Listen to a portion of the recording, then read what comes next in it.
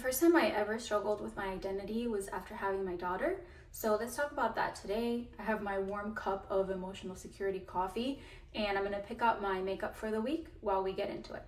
I've always been a very driven person. I'm the oldest daughter of a first generation immigrant family. So to say that I am a type AAA personality with very deeply ingrained perfectionist tendencies is putting it very mildly. I always felt very sure of who I was and what my path was going to be. So when I had my daughter, I didn't expect everything to change. I didn't know that along with her being born that day, a new version of me would be born too. I feel like no one talks about that, about the shift in identity that happens with motherhood. And maybe it doesn't happen to everybody, but it certainly happened to me. And this is gonna sound really strange, but the first thing I thought when I met my daughter was that it felt like unlocking a brand new world in a video game. Like when you're playing Super Mario and you find one of those stars that takes you from one castle to another. That example probably really sucked. I've clearly never been a gamer, but that was the closest comparison I could make to unlocking this brand new dimension of love and affection and fear and attachment that I just didn't know existed. My daughter was one of those babies that anonymous moms always post about in mom groups, but that real life moms never want to admit that they have. She cried constantly. She never slept.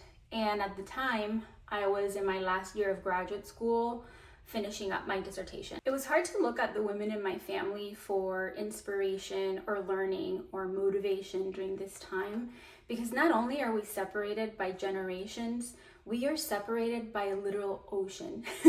It's a different country, different culture, different expectations, especially when related to motherhood. I didn't feel like I had a model for being Cindy, who is also a mom, but rather I was expected to be Cindy, Alexa's mom, and not Cindy, who is also Alexa's mom. It felt like after having my daughter, no one stopped to ask how I was doing.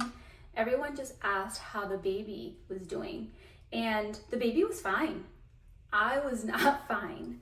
I remember going to the doctor and telling her, I don't feel well. I don't feel like myself. I feel pretty sad. I feel like I'm crying.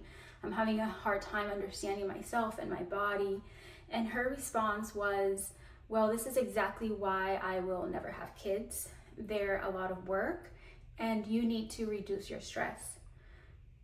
So I asked, I work full time, I go to school full time, I have a baby full time. Which one do you want me to get rid of? Because right now it's really looking like it's gonna have to be the baby. And she just laughed. There were no follow-up questions. She didn't assess safety. And thankfully we were fine, but I think about that moment a lot. I began to notice that I started losing myself when I genuinely couldn't remember what I liked. People would ask me what I wanted for Christmas or my birthday, and I couldn't give them an answer. I used to love to read, but I couldn't focus. My brain was so busy all the time, it just went into task completion and survival and functioning. And what does a baby need next? I used to love to work out, but I was exhausted all the time. My baby never slept.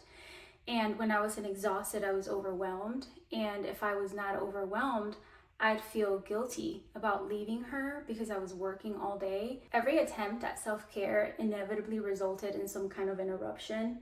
And being interrupted felt unbearable, like death by a million paper cuts. Even when what I was trying to do is something that I used to enjoy, the aversiveness of being interrupted completely outweighed any benefits I could have derived from the activity. Even if the activity was good for me, I just couldn't do it.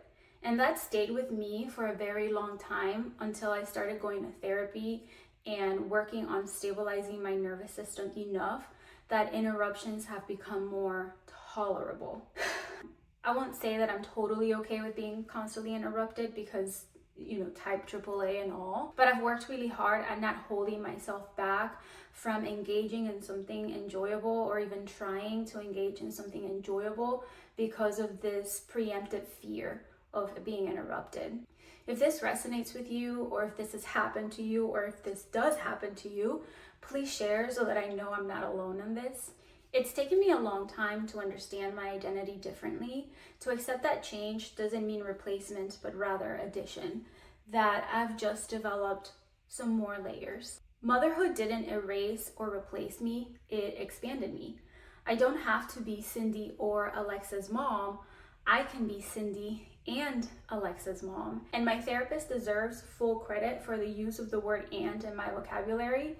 It completely changed and shaped the way that my brain holds identity. I've realized that sometimes I lean more into being a mom, and sometimes I just lean more into being me. And that's because sometimes my kids need more support, and other time I need more support. At first I was terrified of this imbalance, that I would just lean too far to one side and permanently lose myself, but I've always come back to center. And every time that happens, I've built evidence for trusting myself. Throughout this whole journey of understanding and finding my identity, here are a few things that I wish I'd known. Change doesn't have to mean replacement. It can also mean modification. You don't have to choose. You don't have to be one thing or the other. You can be one thing and another and another. I also wish I'd written things down. When nervous systems are overwhelmed, expression matters. And it doesn't have to be pretty. What I have to say just has to exist. And last, I wish I'd started therapy sooner. Being heard, seen, and understood has made all the difference. I can't say exactly when or how I've rebuilt my identity. I don't think it was a specific moment. I think it was a process. But I do know this: identity doesn't have to be static.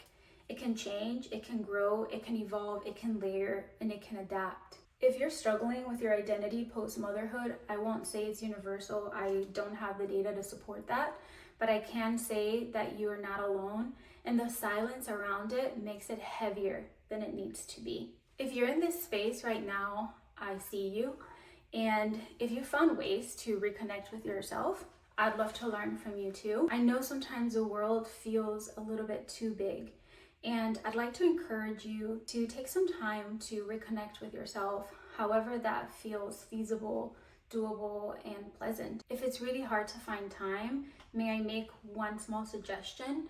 Go to the bathroom and actually lock the door. It's okay if your kids follow you and start knocking and want to come in, and it's also okay to tell them that mommy needs a moment and that you cannot answer. Take at least 5 minutes to reconnect with yourself. Maybe that's doing your makeup too, or maybe it's just sitting there, noticing how your body breathes and thanking it for doing that on its own. If you're liking these videos so far, please give me a like and subscribe to my channel so I can continue to make content like this, and I'll see you next week.